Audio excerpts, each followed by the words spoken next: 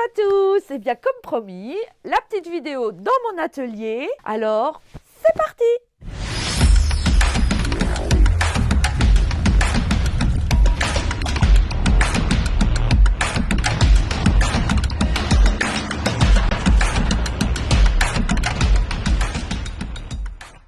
Allez, on va commencer par un beau meuble de corps, style Louis XV, Louis XVI, plutôt Louis XVI parce qu'il a des beaux petits nœuds. Allez, suivez-moi, je vous présente ce meuble. Alors, bien évidemment, il est en deux corps.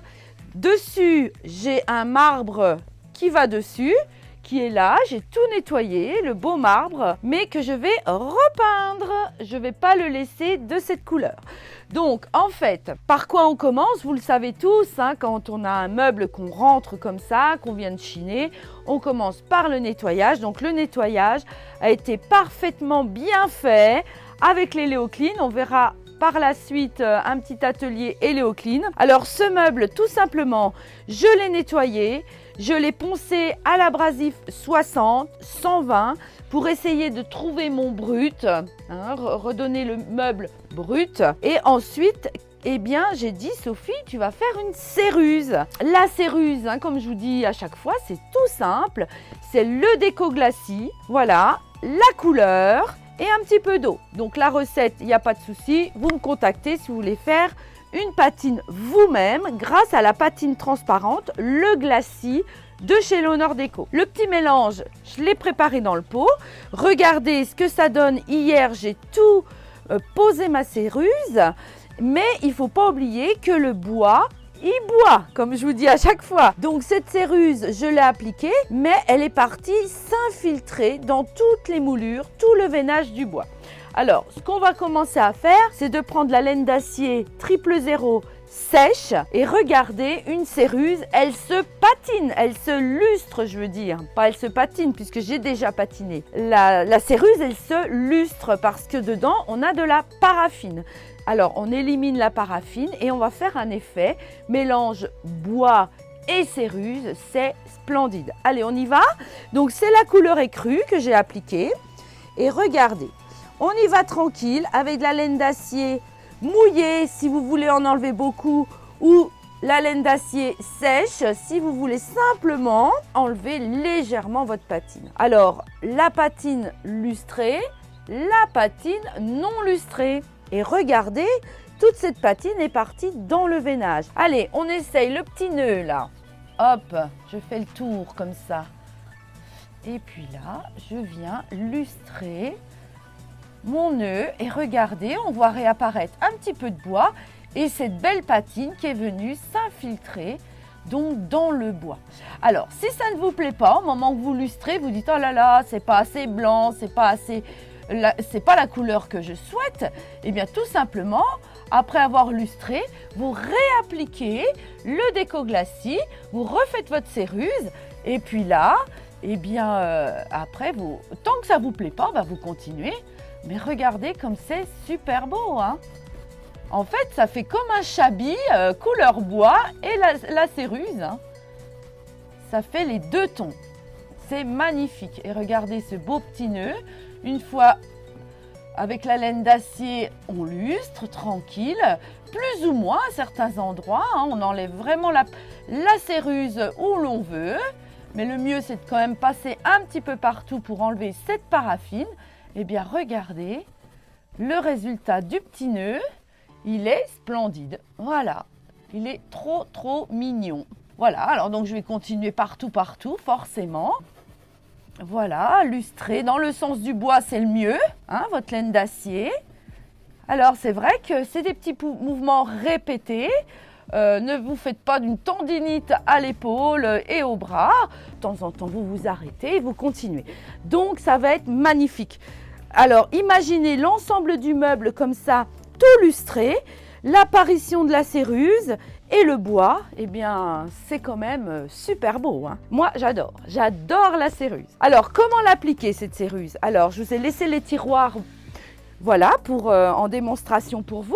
J'utilise, alors je trouve que la petite topette, elle est super pour appliquer la céruse.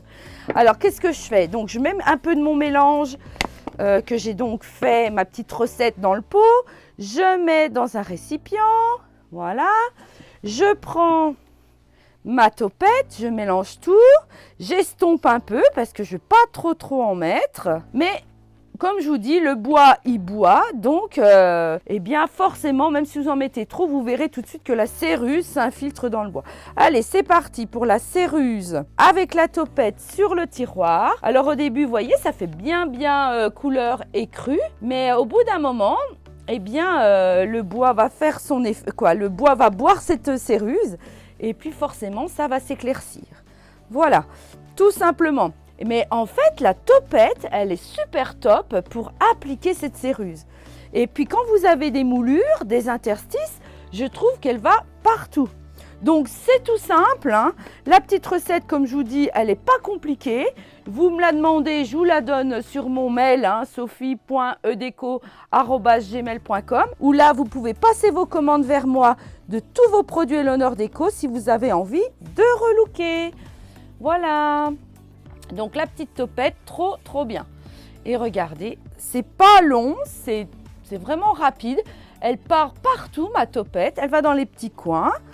Et c'est génial. Et bien voilà, mes tiroirs sont faits. Alors si vous voulez faire les contours de tiroir, l'intérieur du tiroir avec une céruse aussi, pourquoi pas les côtés.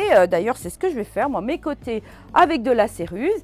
Mais pour vous montrer que franchement la céruse, c'est pas compliqué. Alors ce petit meuble va se terminer. Bien évidemment, mes étagères que vous voyez un petit peu rouges, je vais tout repeindre l'intérieur. Les petites dorures ici, je vais bien les lustrer pour refaire l'effet un peu doré.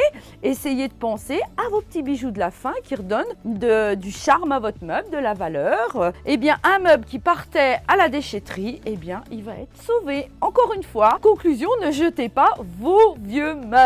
On continue donc par une belle petite table. Alors une table qui fait 2001, hein, elle se plie. Vous pouvez vous en servir en console ou en table. Elle est même ovale, on dirait un petit œuf. Elle est en merisier, hein, une table super belle. Et puis donc possibilité de la fermer pour faire une petite console ou l'ouvrir et faire une belle table ovale très ancienne. J'ai quelques modifications à faire sur les pieds. Quelques petites réparations, mais tout à fait, je veux dire, à mon niveau, donc ça va pas être compliqué.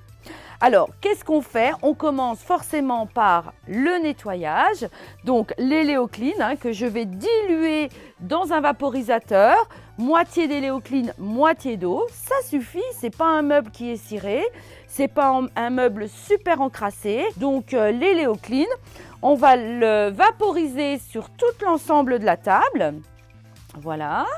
C'est vraiment le produit magique indispensable dès que vous faites un relooking. Hein.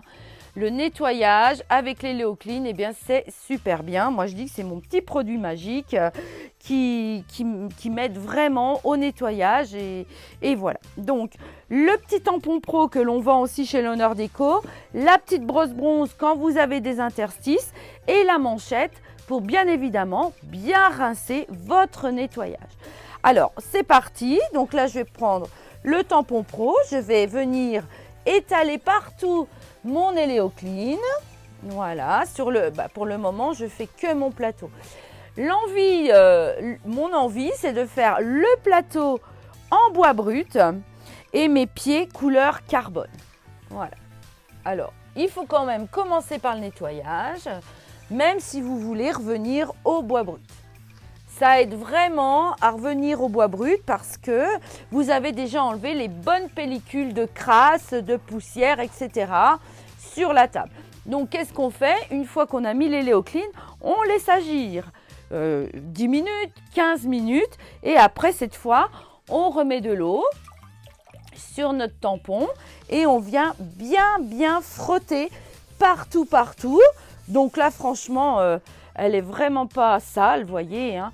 Mais malgré tout, ça nettoie correctement. Voilà, donc l'éléocline, il est vendu en bidon d'1 litre, vous le diluez, donc avec 1 litre d'éléocline, vous avez de quoi faire beaucoup de meubles. Voilà pour ma petite table, donc on va laisser agir cette éléocline Et puis après, je reviendrai bien la nettoyer. Je vais prendre mon petit tampon 60, 120, 240 pour revenir au bois brut.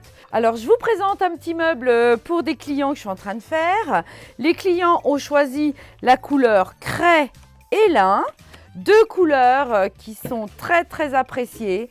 Les mélanges de couleurs, je fais beaucoup de meubles, couleur craie et lin, les gens adorent ces teintes. Ensuite, sur ce meuble, je vais le patiner. Une patine toujours en déco glacis, j'ai pris la couleur Havane. Ça va être très marron au départ, mais une fois lustré, ça va vraiment l'éclaircir. Donc, ces deux couleurs magnifiques. J'ai alterné le lin, le craie, le lin. Les tiroirs également, donc bien sûr on scotche. Les ferrures aussi, je les ai peintes et je vais faire un petit effet usé avant de patiner. L'application des peintures, j'ai utilisé mon petit pinceau d'ail, le pinceau pouce et forcément le super rouleau velours qui permet vraiment d'étaler les peintures. Vraiment un rouleau velours tip top pour les peintures et l'honneur déco, c'est impeccable, c'est vraiment un vrai régal dès que vous avez les bons outils pour relooker. Vous nettoyez et puis prochain meuble, vous réutilisez. Donc le petit meuble lin et craie, le voici. Là-bas, c'était les deux portes et les deux tiroirs. Alors pour faire l'effet usé simplement sur les arêtes, eh bien je vais venir gratouiller un petit peu, supprimer un petit peu la peinture que j'ai appliquée, voyez, simplement sur l'arête. On va voir apparaître donc un petit peu de sous-couche et un petit peu de bois du meuble. Voilà. Donc sur tout le tour du meuble, je fais ça. C'est vraiment pas compliqué et ça, je trouve, ce petit effet usé super sympa sur vos meubles, ce qui leur donne toujours pareil, un petit peu plus de charme. Et puis, comme c'est un meuble ancien, ça va lui redonner un petit peu son aspect authentique. Voilà, donc on enlève toutes les petites poussières. Normalement, j'ai un pinceau. Voilà, on supprime toutes les petites poussières dès qu'on a poncé. Avec le pinceau, on élimine tout avant de poser la patine. Alors, cette patine que je vais poser, donc, c'est un déco glacis, donc toujours avec cette patine transparente. Le petit mélange, il est préparé aussi. Patine transparente, j'ai mis la couleur Havane. Et puis là, je vais vous montrer comment patiner. On va faire le dessus du meuble ensemble. Cette patine, moi je la verse toujours dans un petit récipient, c'est toujours plus pratique pour prendre donc la matière. Je prends ma petite brosse à effet qui est assez large et qui me permettra de recréer un petit peu de veinage de bois. Car c'est un meuble à la base sans veinage, un bois assez rouge, très lisse, mais je vais créer moi-même mon veinage avec la patine. Donc, il vous faut donc la brosse à effet, une petite éponge toute simple, un petit peu humide, votre patine et puis c'est parti. Allez, on y va, on prend pas peur et puis voilà. Alors, on étale ça. Vous voyez, on va créer, on va faire des stries en fait avec notre pinceau. Alors là, j'en ai peut-être un peu trop mis. Donc après, on balaye, on prend notre temps. Et puis après, vous pouvez prendre votre éponge pour créer un petit peu plus de, on va dire, de veinage. Voilà, je dessine quand même cette patine. Ça va être assez foncé, mais comme je vous disais, au moment où je vais illustrer, ça va être tout à fait plus clair. Voilà. Allez, on continue. Donc là, j'en ai mis un peu, mais c'est pas grave. Travaillez quand même assez vite votre patine. Ça sèche quand même relativement vite. Là, on a quand même un temps où il fait pas très chaud, mais c'est surtout l'été. Dès que les chaleurs arrivent, il faut faire attention, vos patines, de les appliquer vraiment rapidement. Et travailler à l'éponge. Voilà, donc mon petit pinceau à effet m'aide beaucoup parce que je fais quand même beaucoup de surface en même temps. Il est assez large et voilà, et on prend notre temps. Et puis là, j'empiète aussi sur le tour du meuble, forcément, sur la couleur craie, mon petit effet usé en dessous et ça va être super mimi. Donc là, après, qu'est-ce que je fais à la fin? Une fois que j'ai étalé partout ma petite patine, voilà, je reprends mon éponge et là, je viens voilà, estomper cette patine. Refaire des petits traits, refaire des... Alors, ça se travaille la patine, hein. C'est pas la peine d'en mettre une tonne, comme je vous dis à chaque fois, parce qu'après, il faut lustrer, il faut tout supprimer, donc c'est du travail. Voilà, donc là, ça va être très joli. On va faire les imitations du veinage avec ma petite éponge, avec ma petite brosse à effet. Allez, le plateau, il est presque terminé. Voilà, allez, un petit coup d'éponge, tout le tour pour estomper cette patine, atténuer la patine.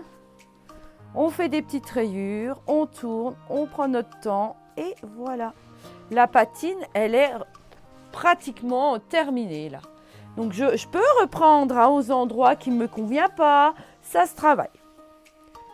Alors, quand vous avez des petites imperfections sur le meuble, des petits trous, etc., eh bien forcément, ça ressort parce que la patine, elle vous fait ressortir vos moulures, mais ça infiltre dans le veinage du bois et les petites imperfections du meuble, forcément. Hein. Donc, essayez de ne pas de faire des à-coups comme ça, voyez, faire des à-coups parce que c'est pas joli. Essayez de bien aller jusqu'au bout de votre plateau. Alors, quand vous avez des grands plateaux, c'est plus compliqué, mais prenez votre temps. Amusez-vous avec les produits et tout ça, et c'est parfait. Donc, vous avez possibilité de poser la patine ou pas, de laisser en peinture pleine, comme je vous dis à chaque fois. Hein. C'est comme, tiens, je vais vous présenter un beau meuble encore que j'ai terminé. Pareil, lin, écret, patiné, style Henri II, où j'ai alterné les couleurs lin et craie, patiné, regardez, ça atténue quand même vos couleurs. Mais si vous voulez laisser en peinture pleine, ça c'est toute une histoire de goût. Voilà, chacun fait comme il veut. Et puis, vous voyez, les petits bijoux de la fin, les petites poignées bien lustrées. Ça donne un petit peu ce côté brillant. Mes petites ferrures que j'avais enlevées, donc que j'ai remises. Voilà, le meuble est terminé. Voilà, donc la cliente, je pense qu'elle va être ravie. Ce petit meuble va se terminer pour fin de semaine. Et puis là, je voulais vous présenter ma petite commode que j'avais fait couleur mousse de lait. Alors cette mousse de lait, c'est un blanc vraiment magnifique, vraiment très ancien. C'est un blanc ancien, moi je dis ça comme ça, mais la mousse de lait, c'est un blanc, mais très très joli. Et puis, qu'est-ce que je suis venue faire sur cette petite commode? J'ai usé tout l'entourage de mes petits tiroirs et j'ai utilisé le bâton à l'huile. Alors, c'est vrai que c'est pas souvent que j'utilise le bâton à l'huile, mais pour cette petite commode, j'avais envie d'utiliser le bâton à l'huile couleur argent. Hein, alors, bien sûr, on prend des précautions quand on utilise le bâton à l'huile, pas en mettre partout, pas en traîner partout sur le meuble. Et je suis venue donc créer mes petits pochoirs avec, j'ai posé donc mes pochoirs où je voulais avec mon beau pochoir parfum rare. Voilà, donc un petit peu sur le plateau et je suis venue alterner les écritures sur mes tiroirs. Voilà, j'ai toujours plein d'idées dans ma tête. La création, c'est vrai que ça vient. Prenez le temps de vous projeter sur votre meuble. Regardez bien vos murs, votre intérieur pour pouvoir harmoniser tout ça. Ne restez pas forcément dans les mêmes tons que vos murs. Des fois, en osant les couleurs, en faisant vraiment une couleur de transition, vraiment, par exemple, un mur blanc, vous voulez faire un meuble vert, mais osez les couleurs, c'est magnifique, magnifique. Et vos petits bijoux de la fin, osez prendre les pochoirs, prendre les bâtons à l'huile, faites des effets usés, lustrez bien vos petites ferrures. Voilà, c'est pas la peine des fois de changer vos poignées, vos ferrures. Un bon nettoyage suffit. Allez-les au clean, vous les rendez comme neufs. Eh bien, je vais continuer tous ces meubles qui sont en cours. Comme je vous disais, beaucoup de travail à l'atelier. Je ne vous oublie pas. Prochainement, je pense que je vais vous faire des petits lives, des mini-lives. Je ne peux pas vous dire forcément les jours. Des petits lives de 20 minutes vers le coup de 19 h. Regardez bien vos notifications si vous êtes abonné à la chaîne. Et dès que la notification s'affiche, ça veut dire que je vais tourner un petit live. Donc venez me poser vos questions et puis se faire un petit coucou parce que ça fait un petit moment que je ne vous ai pas eu, je veux dire en live, et puis vous me manquez les Sophinettes. Allez, merci à tous les abonnés et puis à très vite, à bientôt, au revoir.